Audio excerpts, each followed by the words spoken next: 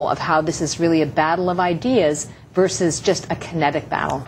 Catherine, thank you. You're welcome. And today was not the first time Iraq's al-Assad air base has come under mortar fire, but today's ISIS attack was the most aggressive since U.S. troops arrived there last year. Also this week, an ominous ISIS taking control of an Iraqi town only a few miles from the air base. So are the U.S. troops training the Iraqis, or are they just sitting ducks? Congressman Peter King joins us. Good evening, sir.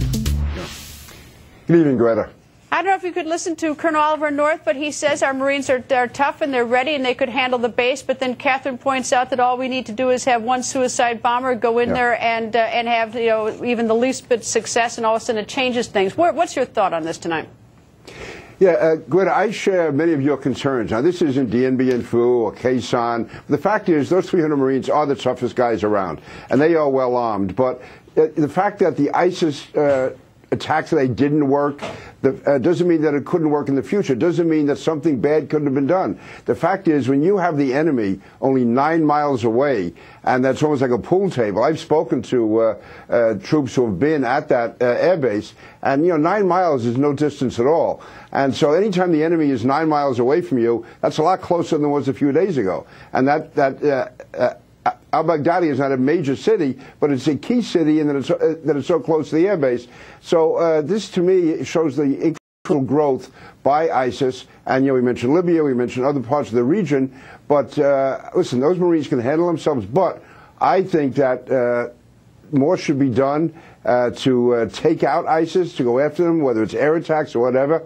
And I spoke, again, to someone today who had been over there, and maybe even sucker them into a ground fight. But I don't think, again, we're willing to do that. But let's not play this game forever where we're hoping they're going to keep running ill-prepared attacks and they're not going to get through. They only have to get through once. They only have to be successful once. And again, 9 miles is a pretty short distance.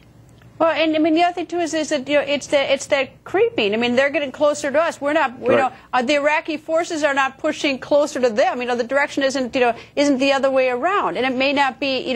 Maybe nothing happened today, but if one of our military gets grabbed by ISIS, we've seen what happens to the Jordanian military. I mean, it's just sort of the idea that this is profoundly dangerous. And I hope that we have adequate support for our people, and that we're giving them everything they need. Yeah, and I would hope that we go more on offense. I don't like the idea of just waiting there for them to come. Again, the Marines couldn't be tougher. Nobody has more guts than they do. Nobody's better trained than they are. But still, if you're just back on defense, things can go bad. We should be going out after them, routing them out of al-Baghdadi, going after them, putting them on defense.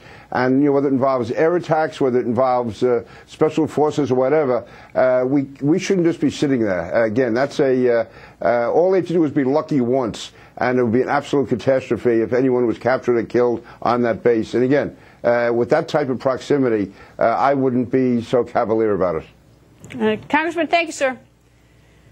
Thank you. Now to another very dangerous spot tonight, Yemen. The White House chief of counterterror